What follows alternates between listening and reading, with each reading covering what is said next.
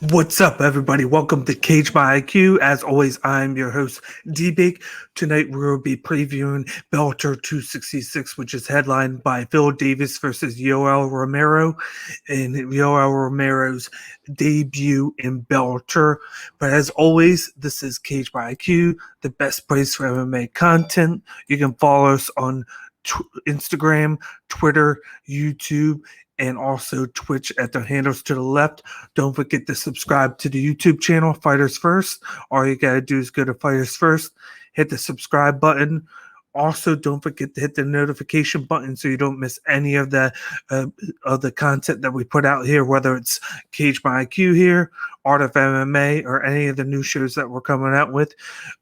Just don't forget to hit the notification button. And then also, don't forget to comment on this video and let us know who you think is going to win between these two fighters on the Phil Davis and Yoel Romero in the main event of Bellator 266.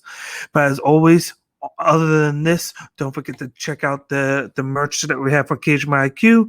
All you gotta do is go to fightersfirst.shop, scroll down to the Cage My IQ collection, and check out the shirt that we have in 3 different styles. Plus, check out the hoodie that we have out with the fall coming right around the corner. So check all that out. If you buy one of our stuff, let us know on Twitter or Instagram, and we'll give you a shout out on next week's show. But let's get started with the preview of Bellator 266. Right here, the first fight that we have on here is a really good fight between Christian Edwards versus Ben Parrish in the light heavyweight division. This is going to be a really fun fight. First, you got Christian Edwards, who is a John Jones protege. He's a tall fighter. He can strike. He can move. He's really quickly. He likes to use the range to his advantage because he's usually the tall fighter in his fights. And then you got Ben Parrish, who is more of a wrestler and submission artist. He tries to use his wrestling to take his opponents down, and then he tries to submit them with the wider range of submissions that he has at his disposal. I only see 2 different scenarios in this fight, which this is going to end in. It's either going to be Christian Edwards by knockout or Ben Parrish by submission. I think Ben Parrish has that chance to submit him if he can catch any weaknesses of Christian Edwards with his striking. If he makes one small move, Ben Parrish is the guy that can capitalize on it and get him in a rear naked choke or a guillotine. But at the end of the day, I feel like that's not going to happen. I think Christian Edwards is going to stay a distance away at kickboxing range. He's going to throw some kicks, to throw some volume with his striking. He can throw the jab, the overhand right, and then the ones and twos and twos and ones. And he's just going to keep moving away, stay a distance away so he doesn't get grappled. And then he's just going to basically rack up the volume to victory. And I could see him winning 2 of the 3 rounds easily, the first and the second. And I think the third round, he'll start to slow down a little bit, thinking that he has run the fight. And then Ben Parrish is going to come in and get him with the takedown, with the double leg takedown. And he's going to try and submit him, but he's not going to have enough time. So in this fight, I got Christian Edwards defeating Ben Parrish by unanimous decision victory in this light heavyweight matchup. In the second matchup we have on the Bellator card, we got a fun lightweight matchup between Georgi Karakhanyan versus Saul Rogers. Georgi Karakhanyan is a powerful puncher who is also really good at takedowns and submissions, whereas Saul Rogers is mostly known for his wrestling and ground and pound game. These 2 guys are going to present really good matchups for each other because Georgi Karakhanyan can be taken down, but the one thing that he does well defending that is the guillotine submission that he likes to use to defend it. And Saul Rogers has lost several times by guillotine when he's gone for his early takedowns. He's usually relentless with trying to go for those double leg takedowns early on in fights. And I could see that being no different in this fight. So I'm interested to see if Saul Rogers continues to do that game plan, or if he's going to try and switch things up and just stand there and trade and move around, and then when Karakhanyan's not expecting it, then go for the double leg takedown entries. But I think in this one, he's going to go for it early. I feel like this could be a situation where in the first round, he wins the round just by getting the takedown and then ground and pound a little bit, and then just switching transitions. And then in round two, that's when I feel like he's going to start to slow down a little bit. And that's when Georgi Karakhanyan takes over. I feel like he'll use his speed to prevent the takedowns from there on out, and he's going to rack up the volume, rack up the power shots. I don't think he finishes Sal Rogers because I feel like Sal Rogers is going to be able to hang in there. But at the end of the day, I got Georgi taking rounds 2 and 3 because he's the more polished fighter when it comes to cardio. So in this matchup, I got Georgi Karakhanyan defeating Sal Rogers by unanimous decision victory in this lightweight matchup. In the third fight on the card, we have a women's flyweight matchup between Alejandra Lara versus DeAnna Bennett. This is going to be a really fun fight. It's probably going to be one of the closest fights on the card because first you got Lara, who is more of a striker. She's going to be the woman that's going to move around, throw the jab, throw the overhand shots, throw the low calf kick, and the kicks to the stomach, whereas Bennett's going to be more of the wrestler, more of the grappler, trying to take her down and ground and pound her and go for a couple of submissions. I think early on, Bennett's going to be able to do that with the wrestle, and she's going to take her down and control her for a little bit of that.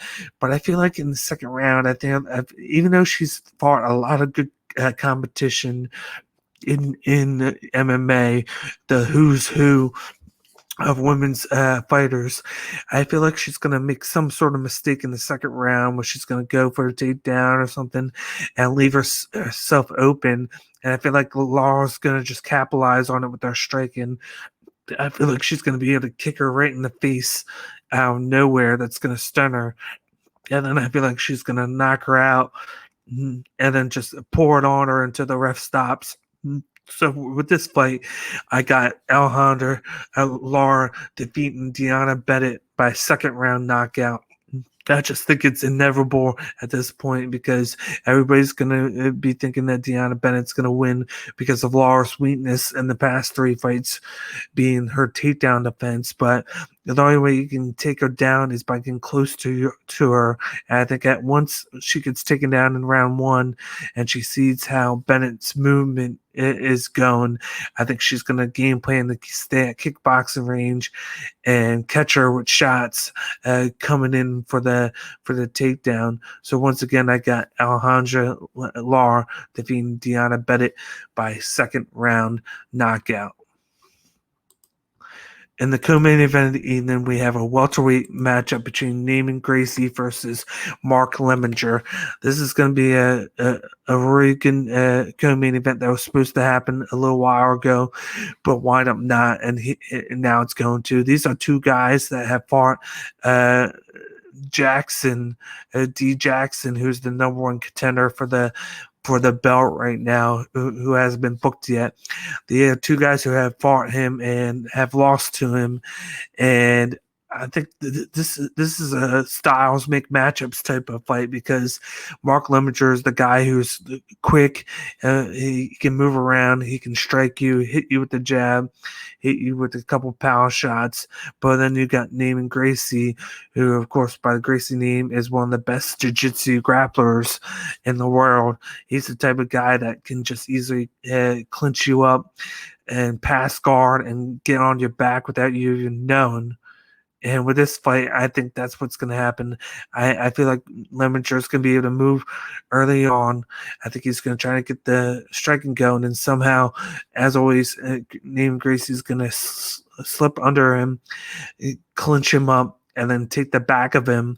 And I feel like he's going to do a little bit of ground and pound from the back, and then he's going to lock in the rear naked choke. And I feel like this is going to be a pretty quick victory for him by submission, by rear naked choke, where he just locks it in, because Gracie's know how to beat you by submission. They just are that smart.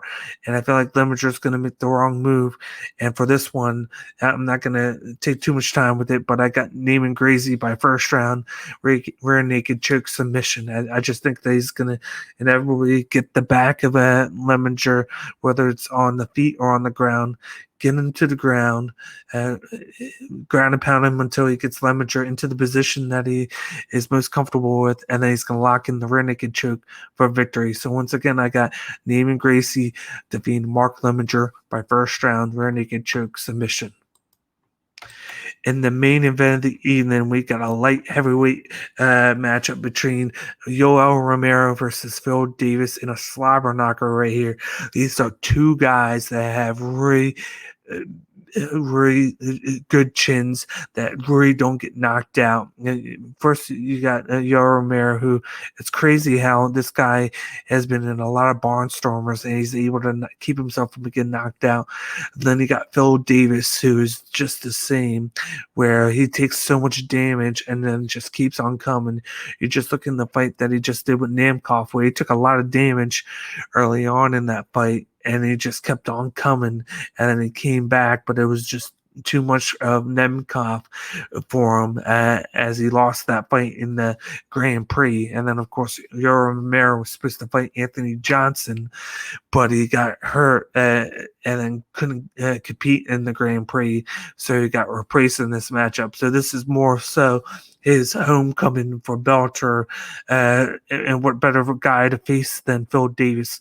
Phil Davis is a guy that can wrestle you, grapple you, get you down, but then he has a really nice jab and movement that he likes to do to rack up the volume a little bit, and then throw the leg kicks here and there to get a little bit of a different look from him. Whereas Yoel Romero is the power knockout artist, and he is known for pressuring you, attacking you, and then trying to finish you off with the knockout shot, because he doesn't have the best cardio whatsoever, and he's going to be looking to go at him the first two rounds and get him there. Whereas Phil Davis has more of a better gas tank than he does. He usually kind of starts a little bit slow. He's going to start out with the kicks, and then he's going to want to fight from distance to keep Yoel Romero from trying to go for the knockout shot. But I think these guys are just going to have one of those big time matchups where they just throw down and attack each other between the power shots of Yoel Romero, and then the constant jab and the leg kicks from Phil Davis. I think it's going to be close, though. I think it's going to be very close because of the volume of Davis. I think Davis is going to get more of the volume than Romero is, but Romero's going to pressure him, connect on more of the power shots. It's just going to come down to who can get the last round. And I feel like Romero is going to be the one that can get it done, because I feel like he's going to come in, want to get this, and do anything possible. And I think he's going to land one of those shots that's just going to knock down Phil Davis, not knock him out, but just knock him down. And he's going to get on the ground and just control him and win that way. So for this one, I got Yoel Romero defeating Phil Davis by unanimous decision victory in this light heavyweight main event right here. But then don't be shocked if you see Phil Davis pull out a victory, though. I think one path that he has in this one, shockingly, will be by submission. And I know that's crazy to think, but one way he can do that is later in the fight when Yoel Romero it starts to get tired, that's when he starts just throwing haymakers as an opponent, and then he kind of slips up and makes mistakes, and that's when Phil Davis, who's going to be fighting from distance, can kind of duck under, get behind him, and kind of get him to the ground, and then either lock in the rear naked choke or lock some sort of a Darce choke or armbar. But I feel like he can lock in the rear naked choke and make Yoel Romero tap. So that's my play if you are leaning more towards Phil Davis. But just like I said, I'm leaning towards Yoel Romero by unanimous decision victory over Phil Davis. So whichever floats the boat, go with it. But I'm going with the guy hungry to get his debut victory in Bellator on this main event right here for all the fans to see. But that'll wrap things up for D-Bake's Bellator preview for this week, headlined by Phil Davis versus Yoel Romero. As you know, this is Cage My IQ, the best place for MMA content. Please do me a favor, hit the like button on this video, and don't forget to hit the notification button as well, so you never miss any of my content that I put out here on the Fighters First Network. And as always, tune in every week for Bellator, UFC, or even PFL content at all times, and even check out all my interviews that I do. I got some coming up, so please check them out. And as always, I'm giving a shout out right here before we get going to my sponsors. We got 99 Jersey. Use promo code SportsBoxShow20 at checkout to receive 20% off your next purchase. We got Oddsjam. All you need to do is go to the link in the bio, click it, sign up, and watch as you never lose a bet again. And lastly, we got High Tide Herbal. Use promo code CageMyIQ10 at checkout to receive 10% off your next purchase at www.hightideherbal.com. That'll wrap things up. You know, I'm your guy D-Bake. Tune in next time for the breakdown and results from this week's Bellator featuring Phil Davis versus Yoel Romero. I will talk to you guys tomorrow. See you guys later.